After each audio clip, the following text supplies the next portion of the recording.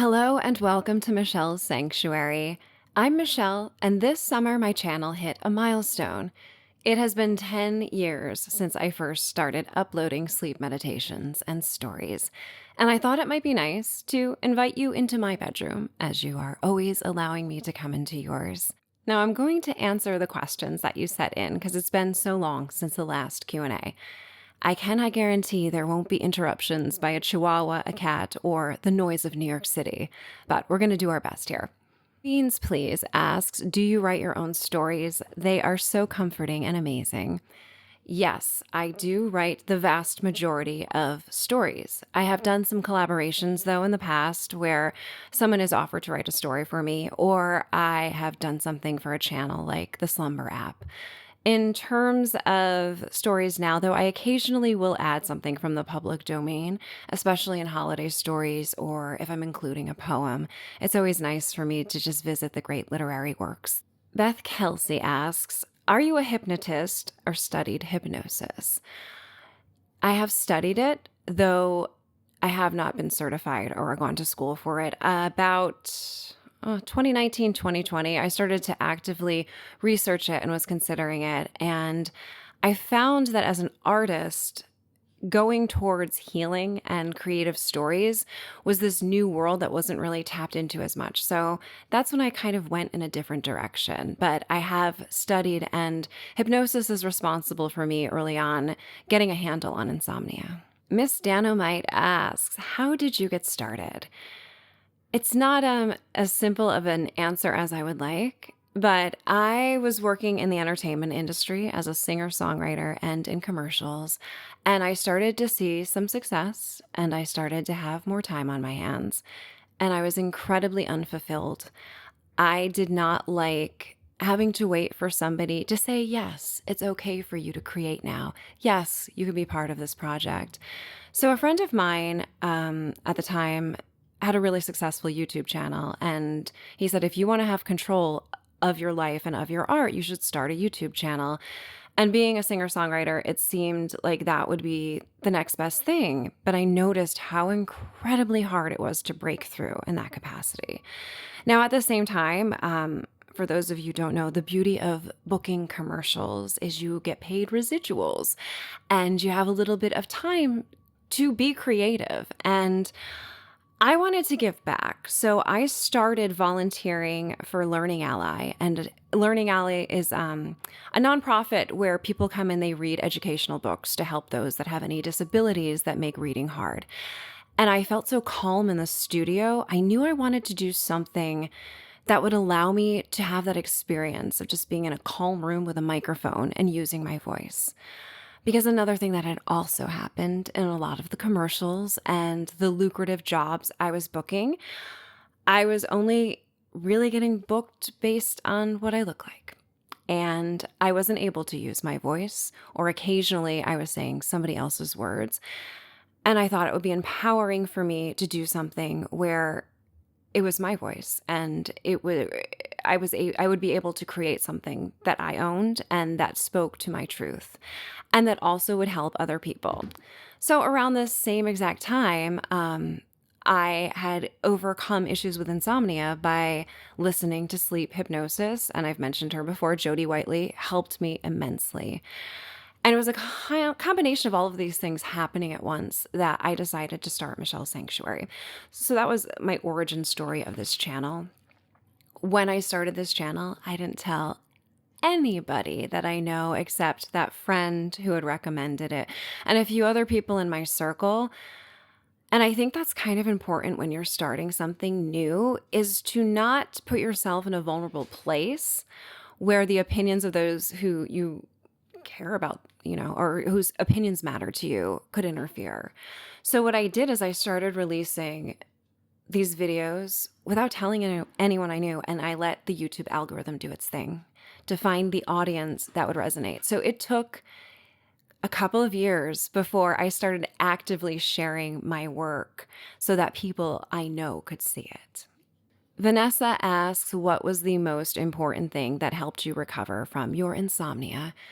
And it wasn't just one thing, it was a few things. So I would say first and foremost, it was 100% listening to sleep hypnosis and sleep meditations on YouTube during a time of great transition in my life. I was meditating all the time. There were times when I would just lay on the hardwood floor of my studio apartment while my partner at the time was playing video games and my animals were running around the small space, and ground myself and meditate. And through that meditation, I started to understand what I needed to prioritize in my life. So while that helped open me up to all the changes that I made, prioritizing sleep and changing my professional direction helped.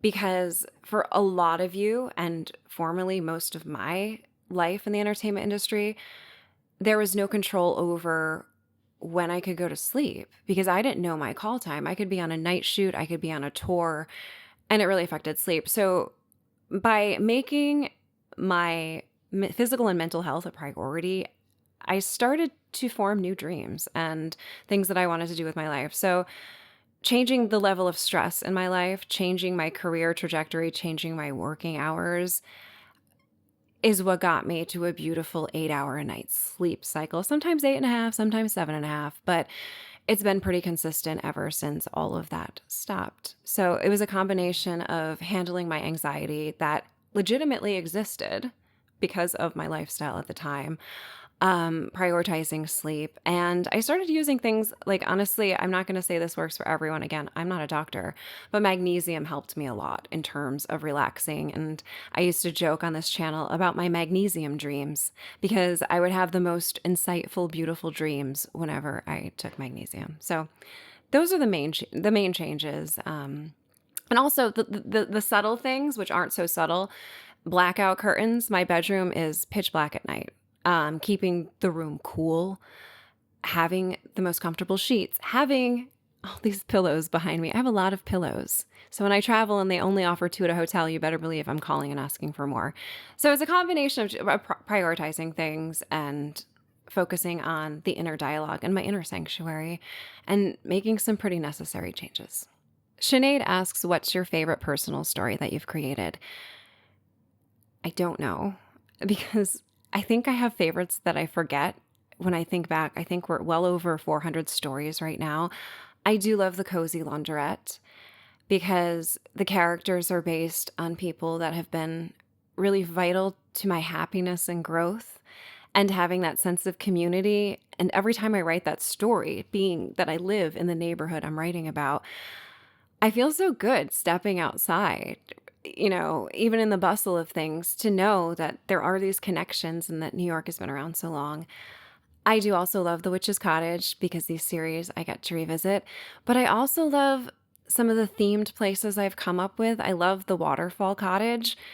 I think that a lot of my cottage stories come from the fantasy world that I would like to go to when I'm feeling stressed, and I want to escape the city. Which leads me to my next question from Jason, who says, I've always wondered why you live in NYC when most of your stories are about nature, small towns, and small communities. New York City is one of the greatest love stories of my life. Since I was 8 years old, I had postcards and pictures on the walls of my modest bedroom in upstate New York, dreaming about coming here. And my life has a beautiful balance because while I live in the city, and I am so grateful for the amount of culture. I go to the theater on a weekly basis. I love Central Park. I love that I don't have to drive. I am somebody who loves to go on an hour walk every single day and walk to my destination, whether it's shopping or work or the doctor. So I like the convenience of it.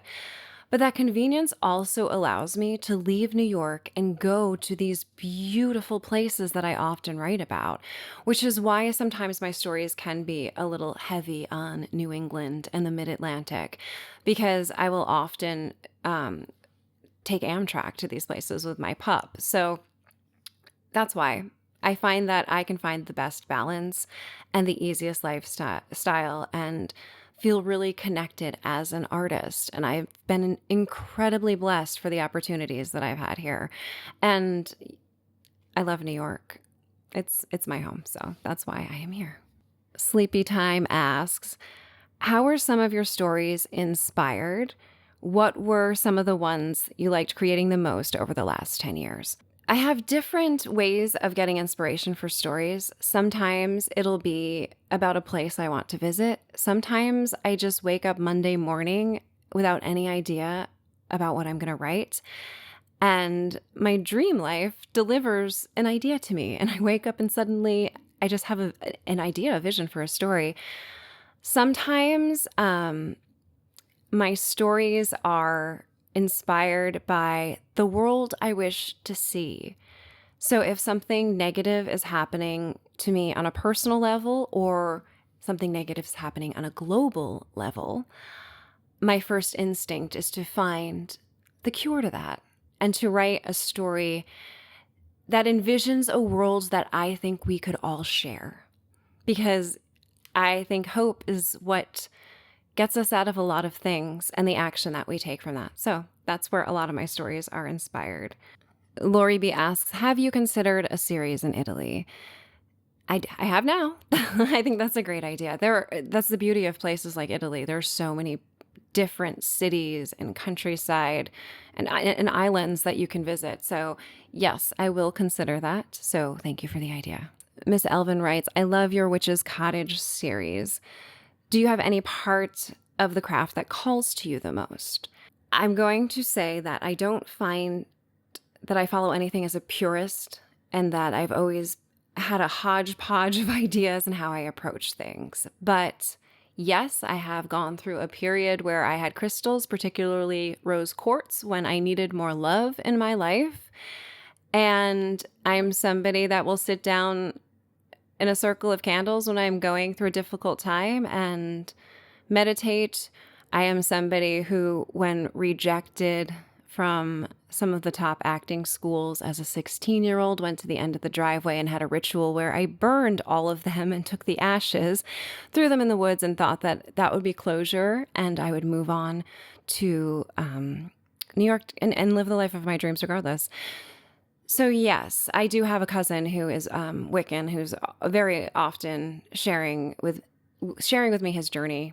So I think I get some inspiration from him as well. But crystals, candles, oh, and let's not forget the moon. I am quite the moon lover, and I do believe in the power of intention and setting it under the light of a full moon and a new moon in Central Park, especially because it's easy to find yourself disconnected from nature when you're surrounded by concrete, but it's all there. And even amidst all the towering skyscrapers from my favorite meditation spot in Central Park, at night, the moon rises over the lake and it's breathtaking, and I am reminded of this vast universe.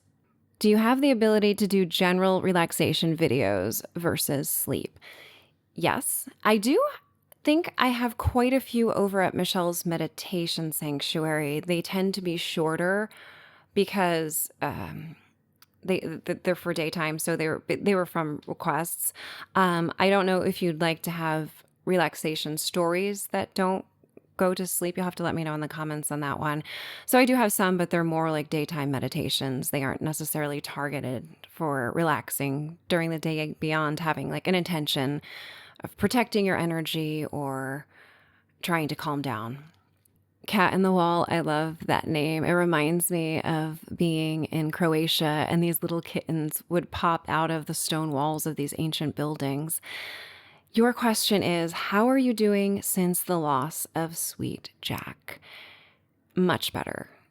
Hardest experience of my entire life.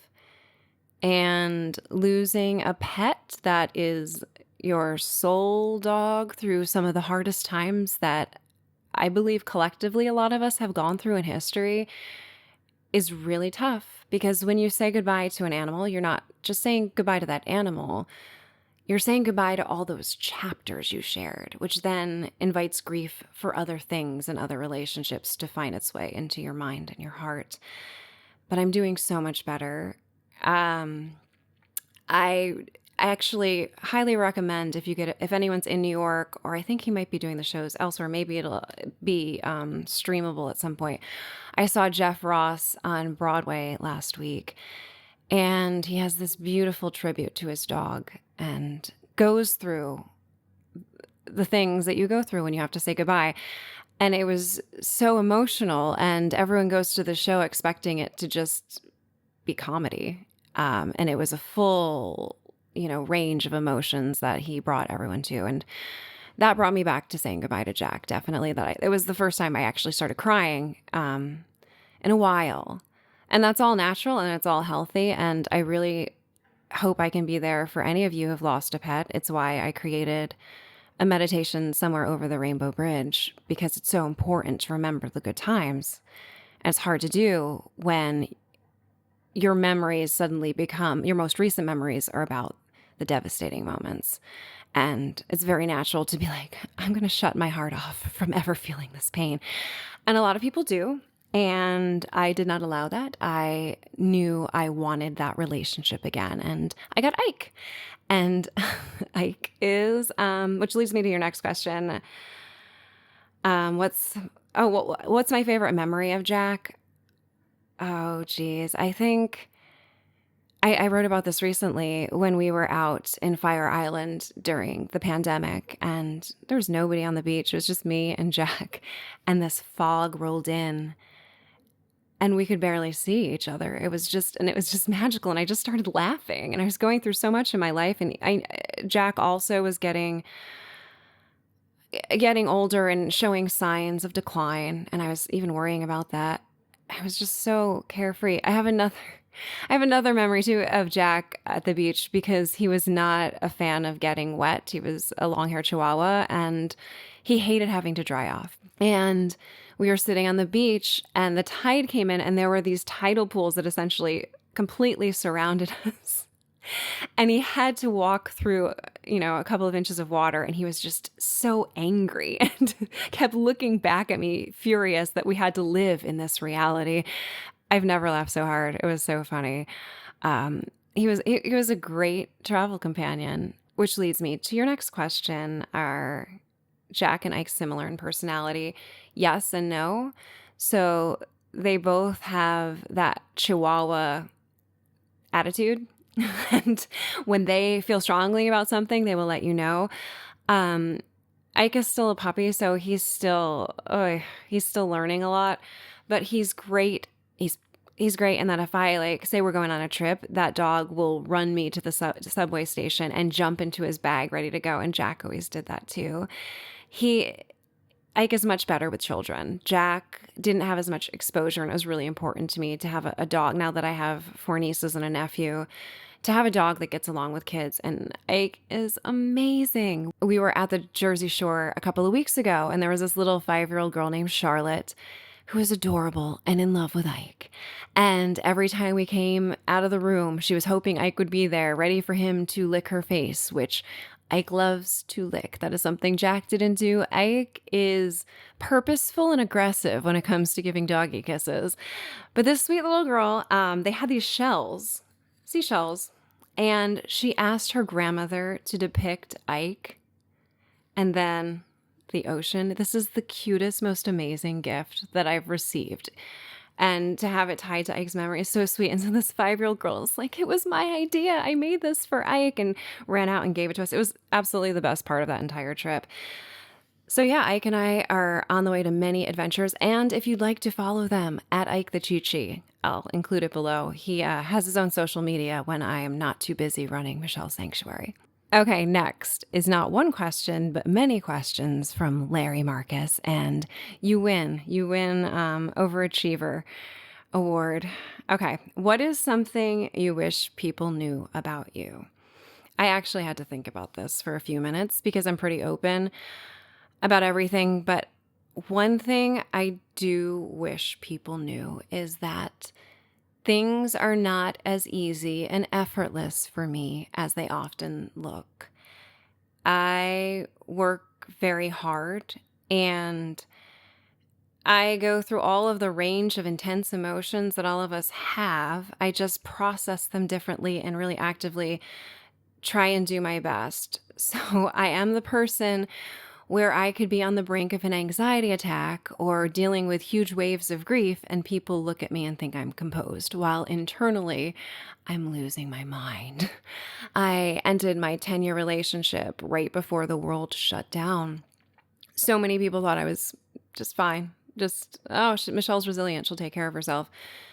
And it was the support I received from people who, like me, also sometimes give an air of effortlessness, knew how incredibly hard it was, and were there showing up for me. Because things are hard. They just are. So it may look all poised and great, and I'm a perfectionist and, well, recovering perfectionist. So it may appear that way, but yeah, sometimes things are just rough. And I think that with a lot of people that you look to that may seem like they have it all together, they also struggle. It just is handled differently. Larry's next question is, what is the perfect dinner for you? The most enjoyable food? Okay, that's a lot. I am a huge fan of sushi. So omakase tends to be the thing that my partner will surprise me with for holidays, birthdays, Valentine's Day. I also love Vietnamese food, Thai food.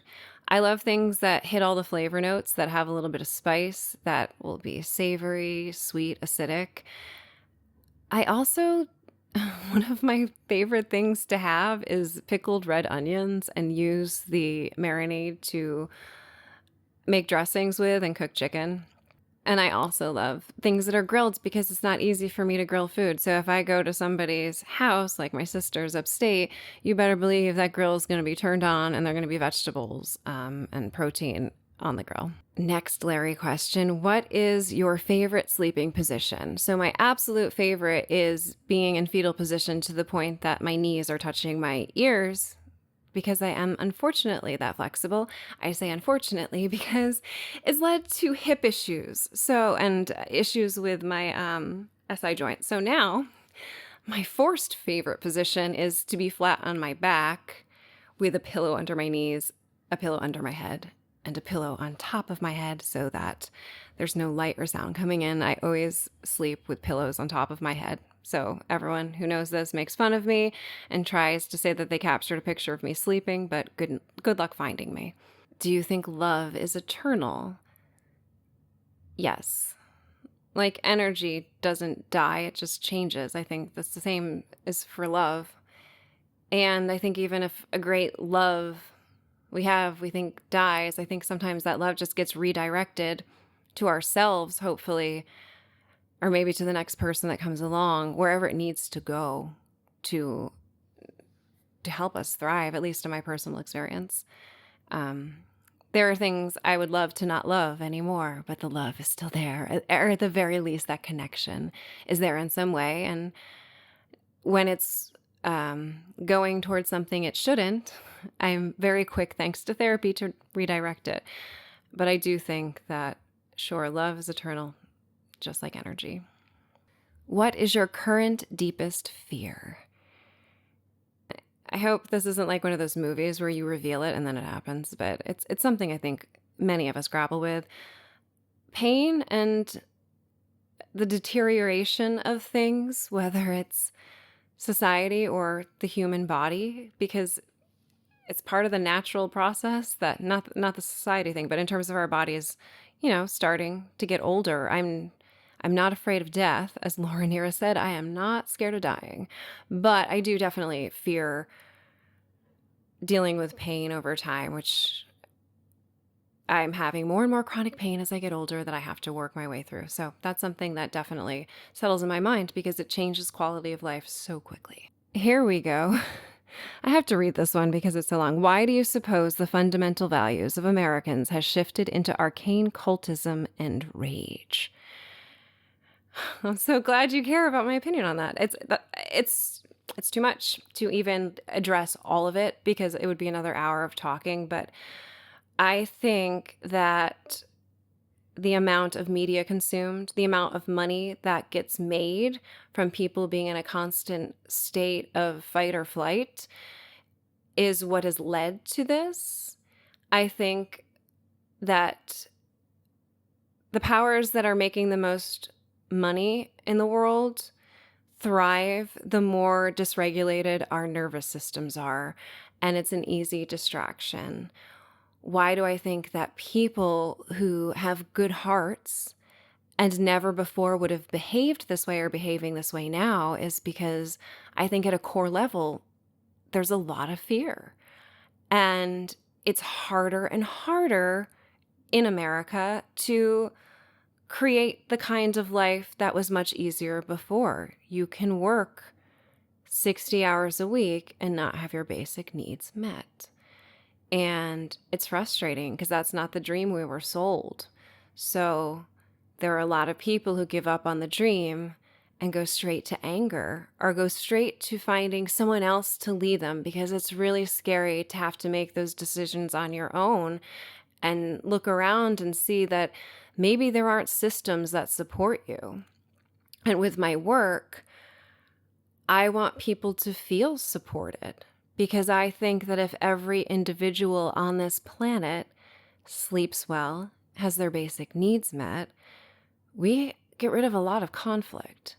And I think that if people have a sense of purpose, it helps as well. And I have to deal with this a lot in my own family, particularly with my father. And every time he goes down some other rabbit hole that's been fed to him by the media sources he goes to, I tell him to stop and I say, well, what can you do right now? You don't like this. Who can you help? And he hasn't. But it's always been my solution when something's bothering me. I think, well, how can I be part of the solution? And if you have a whole country that starts having a nervous system that's regulated and access to the care and the help that they need and can certainly be afforded by our country, then, things change. But, there are people, as long as there are people that want power, and they don't care how they get it, and people are living in fear, I think that that's where we're at. But I get around enough to see that's not really how people are when they're face to face for the most part. So, okay, enough on that. What are your 3 favorite films you could watch over and over and over? This could be embarrassing. Okay, 1, The Prince of Tides. I watched that so much as a kid. It's not really child safe content, but I just was so in love with that story. It's a Wonderful Life is another film I revisit all the time. And the other movie that affected me the most, that made me want to become a performer, was For the Boys. So those are my 3. Besides Fleetwood Mac, the music I listen to over and over depends on the mood. Sometimes it's Joni Mitchell. I would say a lot of artists from the 70s, but I also do listen to Taylor Swift sometimes. And I love Haim. I love Brandy Carlisle. I love Louis Armstrong. I love Dinah Washington. And I circulate right now for my chill music, bossa nova, classics or covers, and house music is my new thing. Is there anything you regret in your life? Not in particular. I try not to live with any regrets. I do think, and this comes with time, so I'm not going to beat myself up on this. I was very harsh towards my parents as a kid. I was raised by my grandmother for the most part. She was dying of cancer, and my parents wanted me to have as much time as possible with her. And so that created kind of a rift. So to me, my grandmother was my mother. And when she died, it was awful. I was 8. So my reaction in my teen years was to be pretty angry at my parents. Lucky for them, it just turned me into perfectionist and a valedictorian and someone who was an overachiever. But I was definitely a little harsh and had not yet accepted the fact that our parents are humans and they make mistakes and they're always doing the best to their ability. So I guess I regret the time it took. But by the time I was 19, 20, I had been living on my own for a couple of years, and I was living in LA and Hawaii at that time. So the distance helped that I was able to kind of mend that relationship. It's still, can be challenging at times because I'm so different from my parents, but Yeah, that would be the regret, that I lashed out at my mom, who's pretty sensitive. Not like in an angry way, but in my idea of who she was that didn't align with her character. What is your greatest aspiration? Something that would bring you the greatest sense of joy and accomplishment, the ultimate fulfillment to you. Well, can I say this sanctuary? Because it really is, it is a part of it. I would love to keep growing an audience and having more of a positive effect on people. And again, inspire more hope in this world. There is a part of me that, of course, would love to have more power, and I've considered politics, at least, in Manhattan, but I hate fluorescent lighting and I hate dealing with the constant negative energy. So I think that as an artist, I have the greatest power, but I would like to record another album and have it be something that really resonates. And I would also, love to write novels and have them optioned into films. So Amy asks, have you ever been to Northern California? Yes, I have been to Northern California, though it has been a while since I was even on the West Coast. I lived in LA for just over a year, and sometimes my best friend and I would get burnout just because things weren't happening fast enough. Newsflash, they don't happen fast enough in LA, especially if you're a New Yorker at heart. But in our frustration, we would just get in the car and drive to Northern California. And we would just keep driving and driving well into the night. I would love to go back, definitely. So hopefully at some point I'd love to take Ike out there and go with my partner and go to different wine tastings and stay by the coast. Cindy asks, do you have any stories set in ancient cities with people bustling about their days? I have written or recorded some for another company, but I don't think that I actually have any on my channel. So if that's something you like, let me know in the comments because I would definitely consider that. Also, can you please share some of your favorite eyeshadow palettes? I always admire your makeup. I actually have had the benefit in this life of being exposed to a lot of really expensive makeup, but at the end of the day, I'm the Wet n Wild girl. So this is their Petalette. It is a bunch of pinks, and I got into wearing pink eyeshadows when I turned 40 because I thought it was just so kind of bright, and it's not a color I ever wore. So that's typically what I'm getting, and I'm an extreme couponer, so I get that at CVS for next to nothing. Elf also has like a pink palette that I've used. So yeah, that's what I'm using now. Fatigued but fabulous. I absolutely love that too. That's a great name. This is so random. In a recent video, you mentioned how you were studying lots of maps for a certification, and I always wonder what that certificate was for. So I haven't actually shared as much about it because I got some serious backlash because I know some of you are in recovery, and I've always kind of mentioned it as being the thing that helped me. I work in education, and specifically cheese education. So I was getting certified with essentially like sommelier equivalent exams because I've been teaching wine pairings with cheese. So I was studying all of the different maps of regions for the different grapes. And when I happened to come upon a really interesting region, I used my new information to create sleep stories set there. And it gave me a really nice visual of ideas for other places that we may go in our stories. But I will not mention wine. That much I promised you that won't be in the story. But if you want that in the story, I'm not going to stop you because you get to create and change any detail you like. Here's another series of complex questions. No, not really. This is from Amalia. I'm a nosy sort. Is this your only job, Michelle? Right now, no. And that is by choice because I can't always be alone creating. I do have an extroverted side of me, and I also have many passions. During years of things in New York not being fully running, it was. But I am back to teaching. So I teach cheese education. I teach about cheese pairing, how to make mozzarella burrata. I teach pasta making classes and wine and cheese classes, Halloween candy and cheese classes. And about the same time I started Michelle's Sanctuary, I started volunteering at a cheese shop. So if you've listened to Rainy Night at the Cheese Shop, it's based on my kind of hobby side career passion. I think you have a romantic partner. If I'm right, how long have you been together? I do have a romantic partner. We have been together just over 3 years, and it has flown by. Why? Because at this stage in my life, I've chosen easy, and we are always up for fun adventures, and keeping things as easy as they can be and carefree and full of joy. How old are you? I am 43, though I keep forgetting and thinking that I'm 42. And I realized I've reached that point in aging where you just actually forget. Where do you see your life in the future?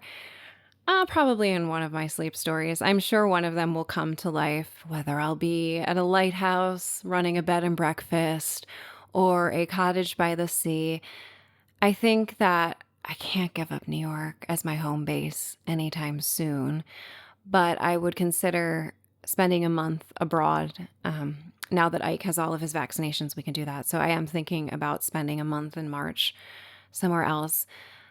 And I would love to be writing books. I would love to be that introverted artist for a little while that's writing a novel by the sea. Maybe I'll even be in Cornwall, who knows? But the other thing I also see in my future is giving everything I can to my nieces and nephew. I get to be the cool, artsy aunt who lives in New York City, and I share the city as well as other travel adventures with them, and I really look forward to that. I'm sure there's a point in my life where I'll have 5 weeks where every kid comes for a week throughout the summer, and I get to give them a taste of my life here, which is great. One Phoenix Risen asks, tell us the story of how you got to know Pat Conroy. Well, I first got to know him by reading his books, because let me just say that man's essence comes through all of them. But in terms of reaching out to him, it's kind of a funny story, but I had finished my second album. It was actually an EP, and I was going through an interesting time. I had spent so much of my early 20s dating the most horrible men you could imagine. And they were the men that I, as a girl in a patriarchal society, was told I should be going after. Very intelligent, attractive men working as lawyers and in finance. And when it came to them being emotionally available and functioning as human beings, it wasn't so good. And I wrote to Pat Conroy because this EP covered those relationships. And it also happened to be at a time where I was at the beginning of what would be a 10-year relationship. And in a very jokingly verbose manner, I said to him that he was partially responsible for my poor dating choices because the Prince of Tides had such an impact on me. I kept ending up with these men who were struggling with these traumatic things, somehow thinking that I was going to save them, like Lowenstein. And that was not a good idea for a young 20-something to do. And Pat wrote back to me with so much humor and so much kindness. And he just told me, you know, how that love story came from him trying to envision what the perfect relationship could be, because he was in the worst marriage of anyone he knew. And from there, you know, we were essentially pen pals. I did not meet him in person, and some of that's my own fault. There was an opportunity when I was in Beaufort, because I was terrified that I would be disappointed in person by him. It's crazy, but it had happened to me with a few people that I admired so much, and working in the entertainment industry, I had the chance to meet them, and it was such a special relationship for me. He was such a positive mentor. You know, he was the first person that told me to stop trying to fight the fact that I was creative, because that was one of the biggest internal struggles that I had, in addition to like the bad dating choices. I was constantly fighting it because I was academically smart and good at all these things, and I could have fallen into such an easy life professionally. And instead I chose to chase after all of the dreams that I actually had as a child that fulfilled me and created a sense of passion. And he essentially wrote to me and said, you have to do this. You're an artist. I listened to your album until it wore out, So hearing that from the person that I admired most as a writer was life-changing. And he made me realize that wherever my professional life goes, the most important thing is to maintain the level of authenticity that he showed, not just in his work, not just in dealing with trauma and hard things, but in the way he handled people like me when I wrote a letter. Because, at that time, he was even struggling with arthritis in his hands, and he didn't hold back. And I will always be grateful for that and always hope that I can be that kind and at the same time funny and authentic, because, he had a wicked sense of humor as well. And I love and admire that. So that was my relationship with Pat Conroy. And actually his letter is seriously right behind my phone right now, because every morning I wake up and one of the letter he wrote to me for my 30th birthday is on the wall. And he was encouraging me because I thought I was too old and that I hadn't accomplished enough. And it was definitely right before the time I started Michelle Sanctuary. So it was when I was in that great transitional period. He was also somebody that was really good at understanding what I was too impatient to become a novelist. And I would tell him this at the time because I wanted to have something out of me. So that's why Michelle Sanctuary has been so great, is I get to create a story every week. I'm not sitting around for years waiting for a novel to come to life or an album or a film and waiting for people to say yes.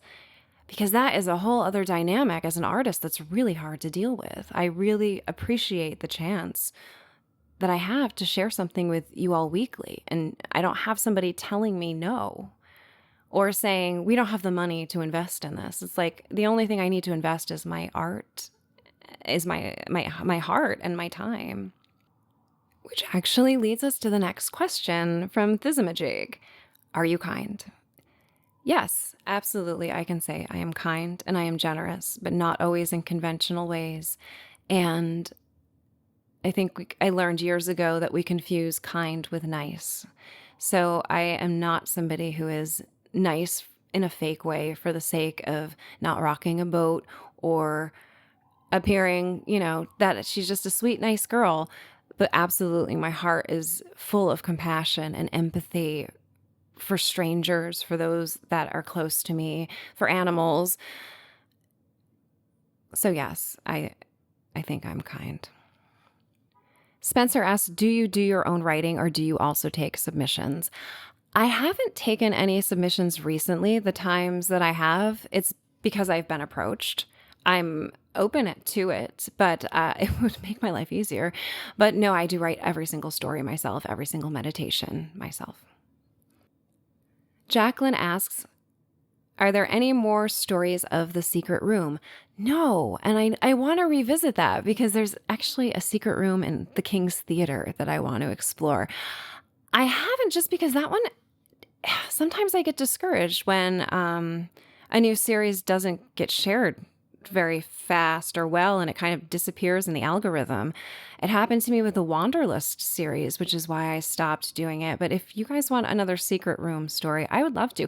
And if you have ideas for where that secret room is, I'm all about that as well. That could be really something fun to investigate in the coming seasons. Okay, next question. Do you ever think about moving, or do you love where you are now? I do think about moving, and then I write a story about that place, and then I spend an entire week fantasizing about it, and then remember the conveniences of where I live. I do think eventually I may find myself dividing my time a little bit more, but I do absolutely physically love being in New York City. I love my apartment. I don't love my landlord's wife. So if anyone could get me out, no, I'm not giving her that power. She is the only thorn in my side when it comes to where I live. Otherwise, I'm really happy here. Where's your favorite place to visit on vacation? I'm someone who doesn't always go back to the same places for my big vacations because there are so many places I want to see. In terms of like the great vacations and trips I've had in the past few years, I absolutely loved Vietnam and Croatia. In terms of short getaway vacations, it's hands down going to be Fire Island because to me, there is nothing like the off season there. In fact, I'm going very soon. The beaches are dog friendly and there are no cars. And as a woman, it's an incredibly safe environment where I can lay on the beach and not have to worry about honestly being harassed or bothered in any way. It's a really, really safe, beautiful place and so remote. And the history of Fire Island just really speaks to me to imagine what it was like over the centuries. Jimmy writes, of which of your meditations are you most proud and why? So two come to mind. The first one is my migraine relief meditation, the first one that I did. And that is because it was one of the first times where I dealt with something so horrendous, that level of pain. And as I've told the story before, but I was dealing with occipital neuralgia and it was stress induced. And it was essentially like pain from here all the way down the back of my neck, fiery inflammation. It was so terrible. Just sitting was horrible. And I had a sense that this was stress. And so I told my ex, I say ex now, partner at the time, I need to go. I need to get away. And I went to Aruba for 5 days and I stayed in this Airbnb that being in Aruba, you wouldn't expect this. It was the darkest room. It was themed. It was like a themed Airbnb and the ceiling fan was there and there were these like essential oils in the room. And it was very cold. And I spent 2 days there just almost doing nothing and sleeping well. And by the end of that trip, all the pain was gone and it didn't come back. And I came back to New York with a new idea of how I was going to handle the stress in my life. Let's just say I was single a couple of months later and restarting. So that one I'm really proud of because all the things that I incorporated that helped visually and on a sensory level in my own life, I included in that meditation. And I know thousands of people have benefited from it. And that means a lot. The other one is You Are Safe. And that comes from another challenging time where I was struggling with PTSD from a number of things. And I finally understood what so many people had told me that have been part of the sanctuary of what it's like to not feel safe in your body when your nerves are so frayed and you've been through so much that you cannot calm down. It's not something you can cognitively overcome. It's on such a deeper level.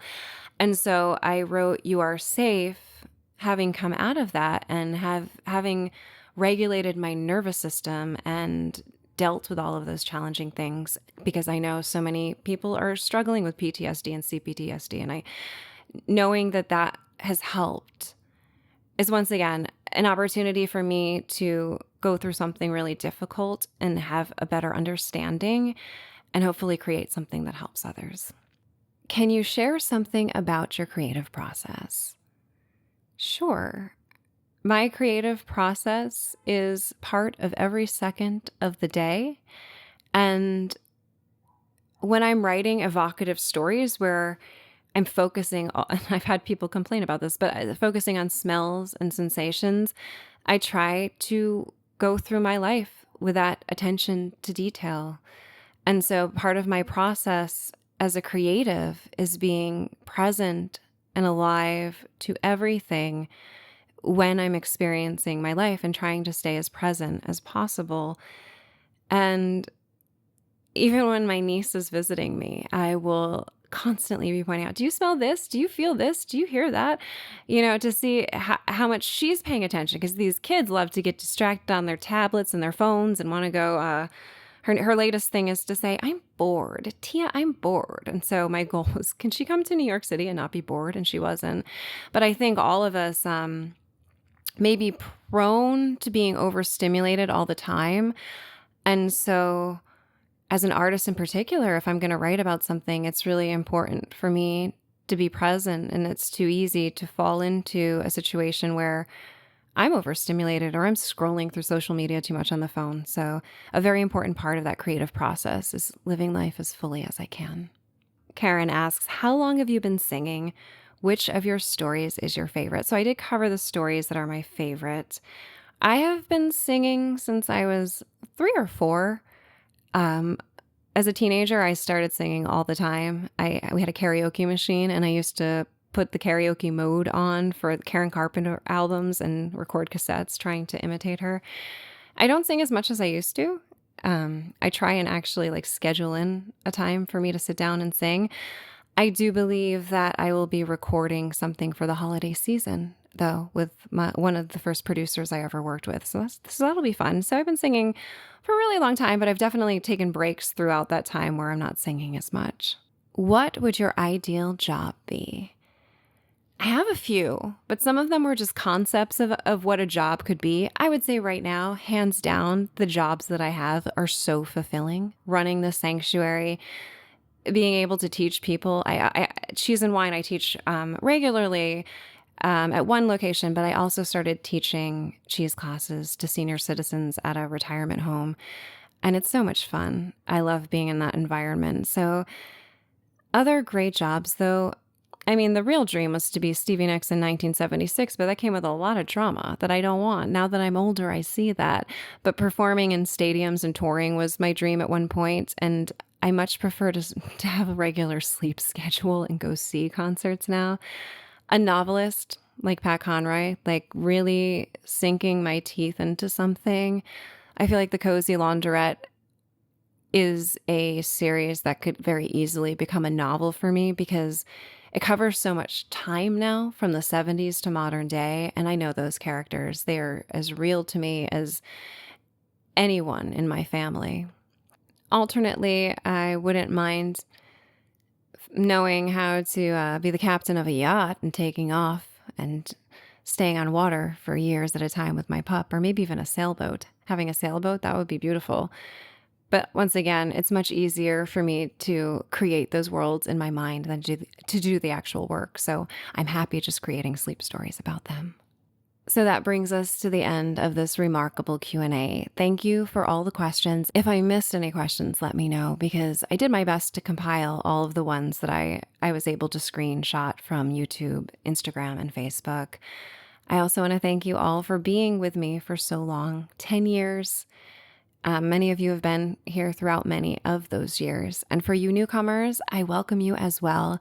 And if you have any suggestions or requests, please let me know in the comments, as we are getting into the season of fall and it is going to be cozy sweater weather. Thank you all. And again, remember, it's time to dream away.